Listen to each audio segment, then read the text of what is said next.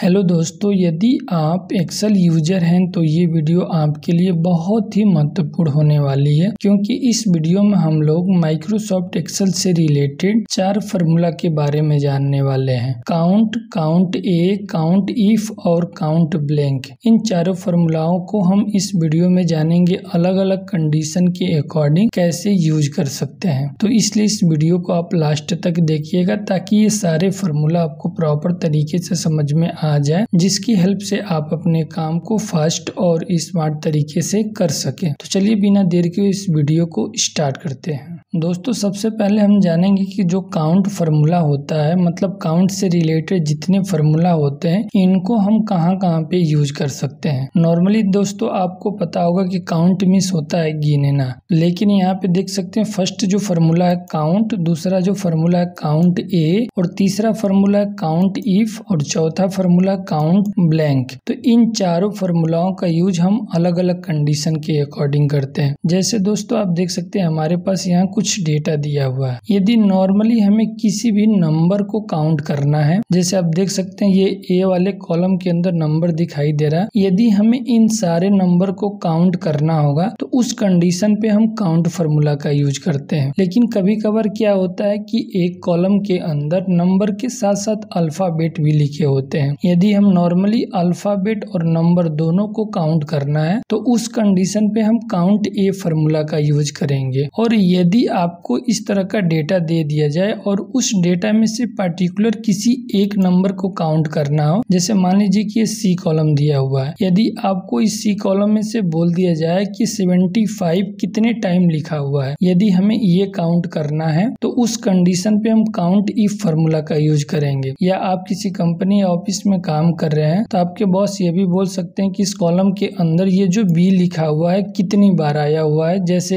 ए लिखा हुआ है यहाँ पे देखिए ये कितनी बार आया हुआ है। यदि नॉर्मली एक एक करके काउंट करोगे तो काफी टाइम लग जाएगा, लेकिन आप काउंट इफ फार्मूला की मदद से बहुत ही आसान तरीके से अपने डेटा में से किसी भी नंबर या अल्फाबेट को काउंट कर सकते हैं। चौथा हमारा formula count blank formula. Count blank formula की मदद से हम अपने डेटा में से कितने सेल खाली हैं उसको काउंट कर सकते हैं। तो चलिए दोस्तों इन चारों फार्मूलाओं को हम प्रैक्टिकल के थ्रू समझ लेते हैं। जैसे दोस्तों आप देख सकते हैं ये जो ए वाला कॉलम दिखाई दे रहा है, यदि हमें सिर्फ इस कॉलम के अंदर से नंबर को काउंट करना है तो सबसे पहले हम उस सेल को सिलेक्ट करेंगे जहाँ पे हमें काउंट करना है। तो देखिए हमने यहाँ पे इस सेल को सिलेक्ट कर लिया है और यहाँ पे हम इक्वल टू प्रेस करेंगे। इक्वल टू हमने इसलिए प्रेस किया है कि एक्सेल के अंदर कोई भी फार्मूला अप्लाई करने से पहले हम इक्वल टू प्रेस करते हैं, उसके बाद हम फार्मूला को टाइप करते हैं। तो दोस्तों यहाँ पे हमें काउंट फार्मूला टाइप करना है, तो नॉर्मली ऐसे हम काउंट टाइप करेंगे तो आप देख सकते हैं काउंट से रिलेटेड सारे फार्मूला आ चुके हैं। काउंट पे क्लिक करके हम टाइप बटन प्रेस कर देंगे तो देखिए हमारा फार्मूला एक्टिव हो चुका है। उसके बाद जिस भी कॉलम के अंदर या सीट के अंदर नंबर को काउंट करना है, नॉर्मली उस कॉलम या सीट को सेलेक्ट कर लेंगे। जैसे हमें कॉलम ए के अंदर नंबर को काउंट करना है तो सबसे फर्स्ट वाले सेल पे क्लिक करके कंट्रोल शिफ्ट के साथ डाउन एरो की प्रेस कर देंगे तो कॉलम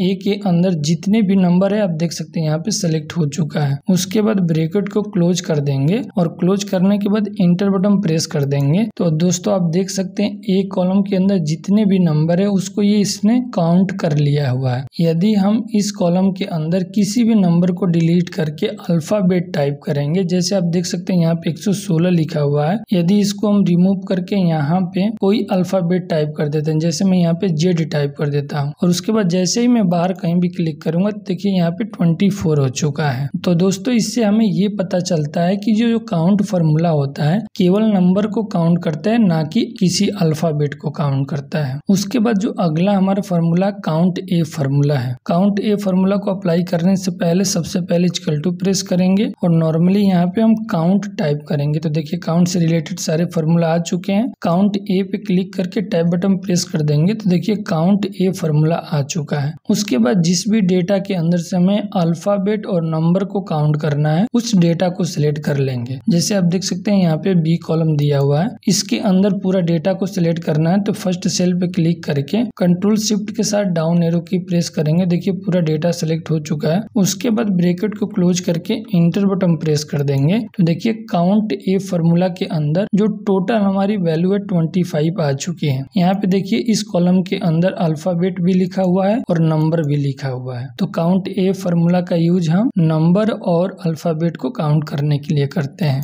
तीसरा जो हमारा फॉर्मूला है काउंट इफ फॉर्मूला है। काउंट इफ फॉर्मूला को अप्लाई करने से पहले इक्वल टू प्रेस करेंगे और यहाँ पे लिखेंगे काउंट। तो आप देख सकते हैं यहाँ पे काउंट से रिलेटेड सारे फॉर्मूला आ चुके हैं। काउंट इफ पे क्लिक करके टैब बटन प्रेस कर देंगे तो देखिए यहाँ पे ये फॉर्मूला एक्टिव हो चुका है। अब दोस्तों हमें किसी भी सेल के अंदर से किसी एक नंबर को काउंट करना है तो उस कंडीशन पे हम काउंट इफ फॉर्मूला का यूज करेंगे। जैसे मान लीजिए कि ये जो सी वाला आपको कॉलम दिखाई दे रहा है, इसके अंदर हमें ये देखना है कि 75 कितने बार आया हुआ है। तो नॉर्मली सबसे पहले हम सी के अंदर जो भी डेटा है कंट्रोल शिफ्ट डाउन एरो की प्रेस करके सेलेक्ट कर लेंगे और सेलेक्ट करने के बाद कॉमा लगाएंगे। कॉमा लगाने के बाद हमें 75 को काउंट करना है तो यहाँ पे नॉर्मली हम 75 लिखेंगे। उसके बाद ब्रैकेट को क्लोज करके इंटर बटन प्रेस करेंगे तो आप देख सकते हैं इस कॉलम के अंदर 75 एक बार आया हुआ है। तो देखिए यहाँ पे एक दिखाई दे रहा है। यदि हम किसी भी सेल पे क्लिक करके यहाँ पे यदि हम 75 टाइप करके बाहर कहीं भी क्लिक करेंगे तो देखिए यहाँ पे जो काउंट इफ फॉर्मूला के अंदर 1 दिखाई दे रहा था, अब देखिए यहाँ पे काउंट होके 2 आ चुका है। मतलब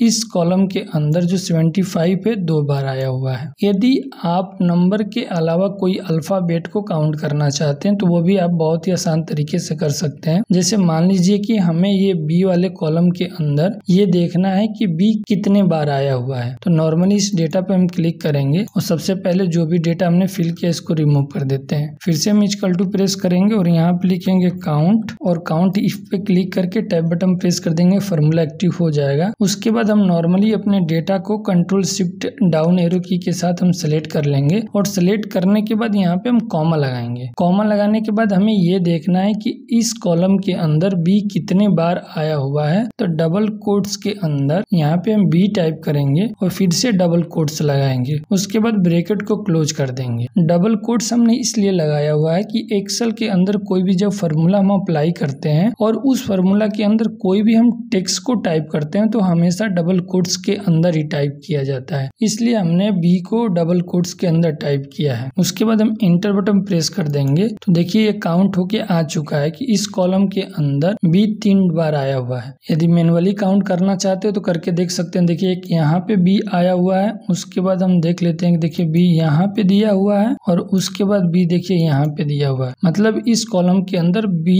3 बार आया हुआ है। तो देखिए यहाँ पे काउंट इफ फॉर्मूला के अंदर आपको 3 दिखाई दे रहा है। तो दोस्तों काउंट इफ फॉर्मूला का यूज आप अलग अलग कंडीशन के अकॉर्डिंग कर सकते हैं। दोस्तों अगला हमारा जो फॉर्मूला काउंट ब्लैंक है। काउंट ब्लैंक फॉर्मूला की मदद से हम अपने डेटा के अंदर कितने सेल खाली हैं उनको काउंट कर सकते हैं। जैसे मान लीजिए कि आपको इस सेल के अंदर काउंट करना है तो इस सेल पे हम क्लिक करके इक्वल टू प्रेस करेंगे और नॉर्मली यहाँ पे हम काउंट लिखेंगे तो काउंट से रिलेटेड सारे फॉर्मूला आ जाएंगे। काउंट ब्लैंक को सिलेक्ट करके टैब बटन प्रेस कर देंगे, फॉर्मूला एक्टिव हो जाएगा। उसके बाद जहां से आपको ब्लैंक सेल को काउंट करना है उस डेटा को सेलेक्ट कर लेंगे। जैसे ये जो जी वाला कॉलम आपको दिखाई दे रहा है, इसके अंदर से हमें ब्लैंक सेल को काउंट करना है तो नॉर्मली हम कंट्रोल शिफ्ट डाउन एरो की मदद से हम पूरे डेटा को ऐसे सेलेक्ट कर लेंगे जहां तक हमारा डेटा दिया हुआ है। सेलेक्ट करने के बाद ब्रैकेट को क्लोज कर देंगे। क्लोज करने के बाद हम इंटर बटन प्रेस कर देंगे तो देखिए ये बता रहा है कि हमारे इस कॉलम के अंदर 5 ऐसे सेल हैं जिसके अंदर कोई भी डेटा फिल नहीं हुआ है। मतलब खाली सेल जो है 5 सेल हैं। आप मैनुअली काउंट करना चाहते हैं तो वो भी आप कर सकते हैं। जैसे देखिए यहाँ पे ये